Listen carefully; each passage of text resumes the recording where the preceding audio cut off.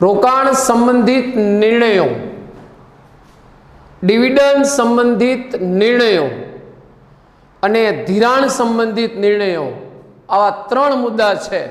બરાબર. પહેલું હતું રોકાણ સંબંધિત નિર્ણયો, પછી ધિરાણ સંબંધિત નિર્ણયો અને ત્રીજું છે ડિવિડન્ડ અંગેના નિર્ણયોને અસર કરતા પરિબળો. બરાબર. જે ડિવિડન્ડ સંબંધિત તમે એકમની અંદર નિર્ણયો લ્યો છો, આ નિર્ણય કંપનીમાં કોણ લે છે? તો કે કંપનીના નાણાકીય સંચાલકો. એ નાણાકીય સંચાલકો જે ડિવિડન્ડ અંગેના નિર્ણય લે છે તો એને કયા પરિબળો અસર કરે છે? એ પરિબળો છે એ કેટલા છે? તો કે કુલ 14 પરિબળો છે એ ડિવિડન્ડને અસર કરતા નિર્ણયો છે. બરાબર. એમાં પહેલું શું છે? તો કે ચાલુ નાણાકીય વર્ષ દરમિયાન કંપનીનો વેચણી પાત્ર નફો. જોજો, ચાલુ નાણાકીય વર્ષ દરમિયાન અત્યારે નાણાકીય વર્ષ કયું ચાલુ છે? તો કે આપણે અત્યારે એમ કહી શકીએ કે નાણાકીય વર્ષ તો કે 2020 અને 2021 આને નાણાકીય વર્ષ કહેવાય. શું કહેવાય? એને નાણાકીય વર્ષ કહેવાય. કયું નાણાકીય વર્ષ ચાલુ છે? તો કે 2020 અને 2021. તો ચાલુ નાણાકીય વર્ષ દરમિયાન કંપનીનો વેચણી પાત્ર નફો કેટલો છે? તો કંપનીએ કેટલો નફો છે એ વેચવાનો છે. બરાબર. વેચણી પાત્ર નફો કોણ શું છે? તો કે કંપનીના જે ખર્ચાઓ છે એ ખર્ચા બાદ થઈ ગયા પછી, બાદ કર્યા પછી જે પાછળ નફો વધે એને કહેવાય છે વેચણી પાત્ર નફો. તો એ વેચણી પાત્ર નફો કેટલો છે તો એને ધ્યાનમાં રાખવાનું. પછી તો કે બીજું છે ભવિષ્યમાં કંપનીનો કમાણીનો અંદાજ. ભવિષ્યમાં કંપની કેટલી કમાણી કરશે? હું એમ કહું કે મેં કોઈ જગ્યાએ ₹5 લાખનું રોકાણ કરેલું હોય તો એ 5 લાખ રૂપિયા ઉપર વર્તમાન પરિસ્થિતિને ધ્યાનમાં રાખીને મને કેટલી કમાણી થશે, માત્ર મારે એનો અંદાજ લગાવવાનો છે. બરાબર. કે મેં 1 કરોડનું રોકાણ કર્યું હોય તો સ્વાભાવિક છે કે હું આશા રાખું, બરાબર, કે ભાઈ મને 10-15 લાખ રૂપિયાનો નફો થાય. તો એ ભવિષ્યની કમાણી છે. એ ભવિષ્યની કમાણી છે એનો ખાલી તમારે અંદાજ લગાવવાનો છે. તો એ ડિવિડન્ડને અસર કરે. ત્રીજું, પાછલા વર્ષ દરમિયાન કંપનીએ ચૂકવેલ ડિવિડન્ડનો દર. ગયા વર્ષે કંપનીએ કેટલું ડિવિડન્ડ ચૂક્યું હતું? માનો કે ગયા વર્ષે કંપનીએ, હું એમ કહું કે ગયા વર્ષે કંપનીએ જો 40% ડિવિડન્ડ ચૂક્યું હોય, દર છે મિત્રો, દર હંમેશા ટકામાં મપાય. બરોબર. પાછલા વર્ષે જો કંપનીએ 40% ડિવિડન્ડ વેચવું હોય તો આ વખતે તમારે 40% કા 40%થી વધુ વેચવું પડે. જો તમે ઓછું ડિવિડન્ડ આ વખતે વેચો ચાલુ નાણાકીય વર્ષે તો કે કંપનીનો નફો ઘટે, કંપનીની માર્કેટમાં પ્રતિષ્ઠા ઘટે, શેર બજારમાં કંપનીના શેરનું મૂલ્ય પણ ઘટે. શું કામ? તો કે ગયા વખતે તમે 40% ડિવિડન્ડ વેચ્યું હતું અને આ વખતે ઓછું વેચ્યું. બરોબર. એટલે પાછલા વર્ષ દરમિયાન કંપનીએ ચૂકવેલ ડિવિડન્ડનો દર, એને પણ ડિવિડન્ડ વેચણી વખતે ધ્યાનમાં રાખવાનું. પછી ધંધામાં નફાના પુનઃરોકાણની જરૂરિયાત. હવે ધંધામાં જે નફો થયો છે, ભવિષ્યમાં જો કંપનીના કોઈ પ્લાન હોય, ભવિષ્યમાં જો કંપનીને કોઈ વિકાસ તરફ આગળ વધવું હોય અને જો કંપનીએ કોઈ જગ્યાએ નવા પ્રોજેક્ટ છે એ અપનાવવા હોય તો ત્યાં મૂડીની જરૂરિયાત રહેશે. તો એ ભવિષ્યમાં મૂડીની જરૂરિયાત કેટલી છે એનું વર્તમાનમાં વિચારવાનું છે. શું કામ? તો કે નફામાંથી એમાંથી અમુક ટકા છે એનું પુનઃરોકાણ કરવાનું છે. તો એ વસ્તુ છે એને ધ્યાનમાં રાખવાની. બરોબર. કે પુનઃરોકાણની જરૂરિયાત કેટલી છે. ત્યારબાદ કંપની વર્તમાન નાણાકીય પરિસ્થિતિ શું છે? અત્યારે કંપનીની નાણાંની પરિસ્થિતિ શું છે? અત્યારની સિચ્યુએશન કેવી છે?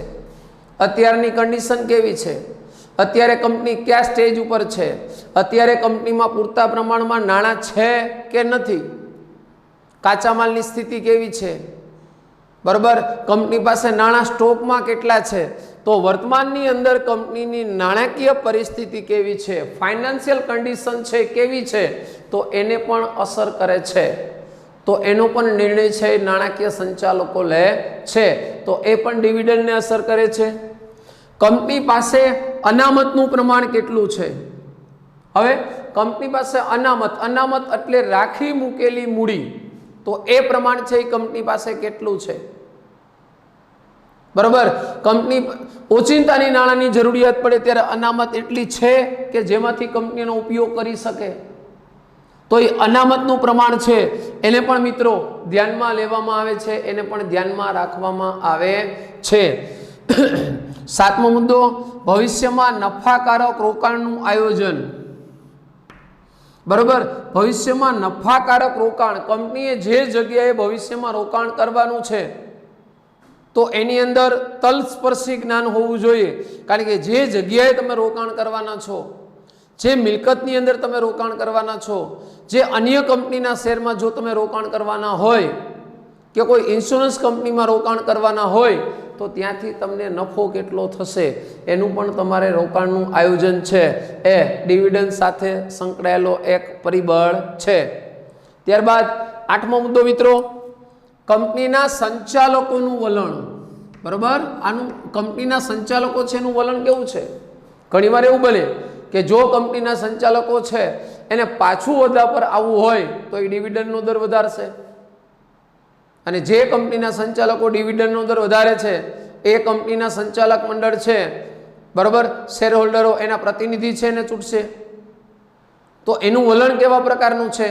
કંપનીના વિકાસનું છે, શેર હોલ્ડરને વધુ વળતર આપવા માટેનું છે, કંપનીમાં નફાનું વધારે પુનઃરોકાણ માટેનું વલણ છે. બરાબર. તો એ વસ્તુ છે એ પણ ડિવિડન્ડ નિર્ણયને અસર કરે છે. પછી કરવેરાની નીતિ. બરાબર. જે ટેક્સ તમારે ચૂકવવાના છે સરકારને, તો એ ટેક્સ છે એ કેટલા ચૂકવવાના છે, ટેક્સનો દર કેટલો છે, કારણ કે ટેક્સ છે એ કંપનીના નફામાંથી ચૂકવાય છે અને ડિવિડન્ડ છે એ પણ કંપનીના નફામાંથી ચૂકવાય છે.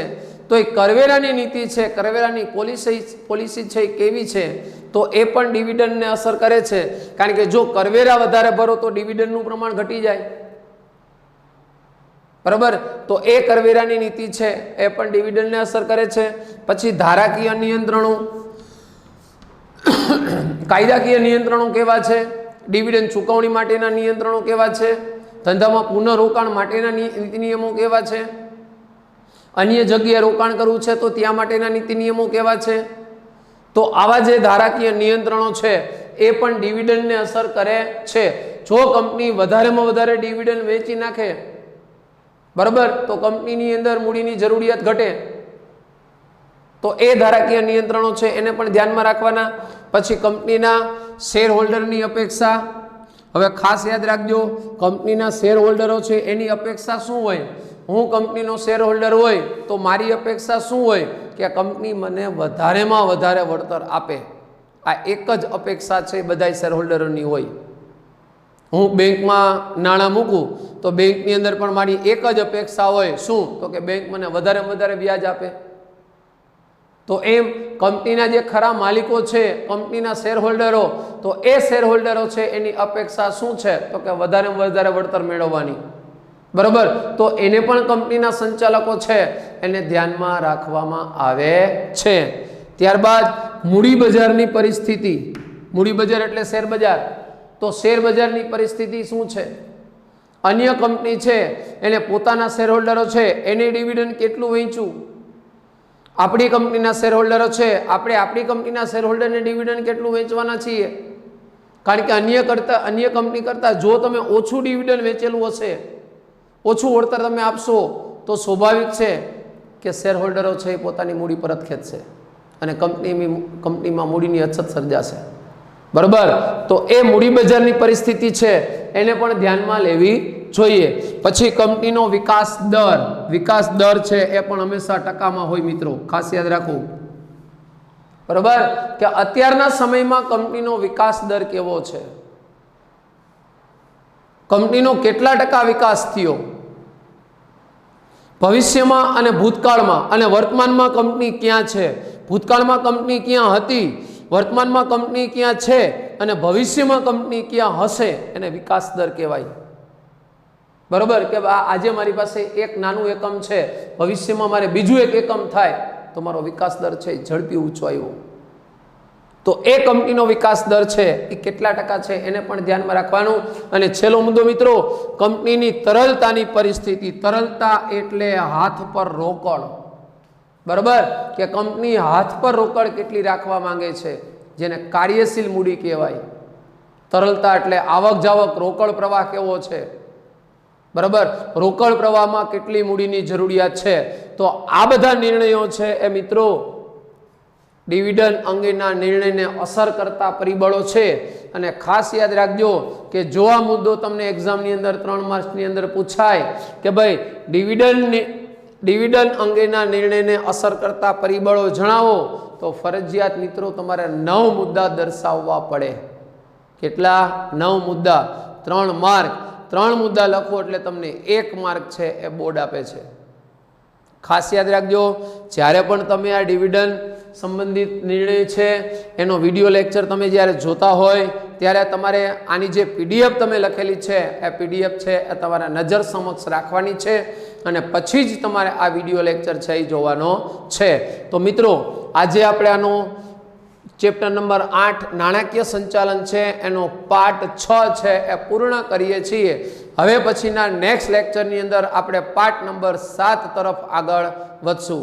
જય હિન્દ, જય ભારત.